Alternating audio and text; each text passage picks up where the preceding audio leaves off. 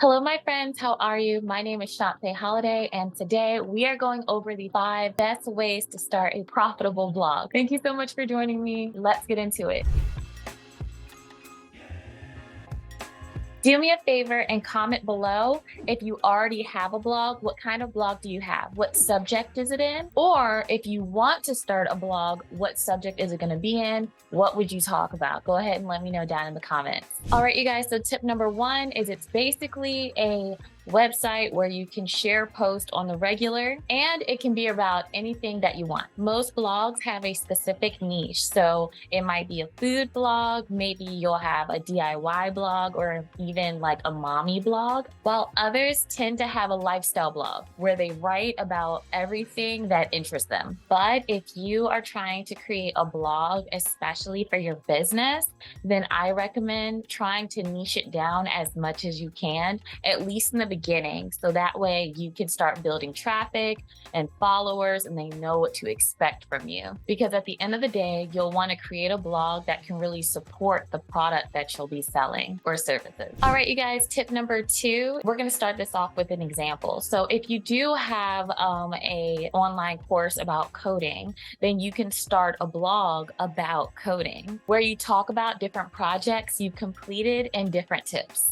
And then you can become the one-stop shop for coding information. So when you announce your online course for coding, your blog audience already trusts you. They know that you know exactly what you're talking about, and they'll be more likely to buy from a blogger or a social media personality that actually post regular information on a daily, where they're constantly being fed value because the trust is already there. All right, you guys, so tip number 3 is that blogs are also a great way to grow your email. You can make just a few lead magnets or pieces of information that you can just give away in exchange for a person downloading it and giving you their email for a fair exchange. And as your blog gains traction, people can sign up for that little piece of content there, that fair exchange. And the next thing you know, you have a full email list. So of course, now you are farther down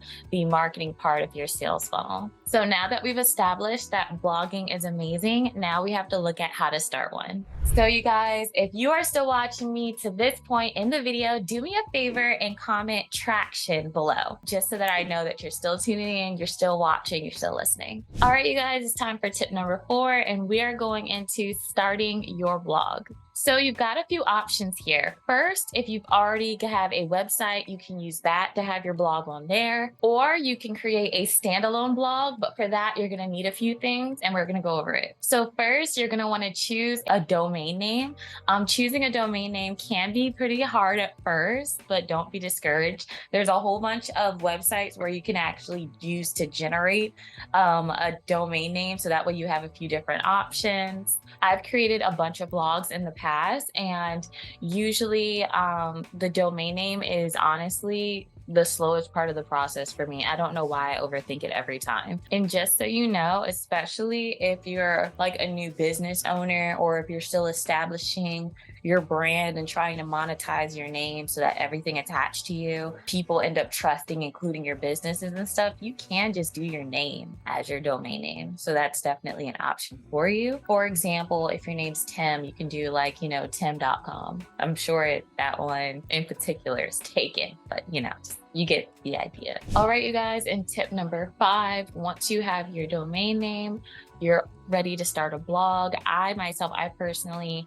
got a theme and stuff there for when I started my blog. I went through Bluehost. You can also do that too, but you don't need it. Honestly, I wish I kind of would have even waited to get my theme right away, because they had so many awesome templates already right there. So you don't need to buy a theme. I was just putting it out there. I recommend using WordPress. So I have Bluehost and stuff there, so that way I can own my blog and stuff. But then through Bluehost, my backend is WordPress, right, and stuff. So that is where I was used to having all my other sites and stuff too. So it kind of just went perfectly aligned, but I would definitely suggest it. So through WordPress, you can create beautiful themes. You can even buy themes there as well if you want to.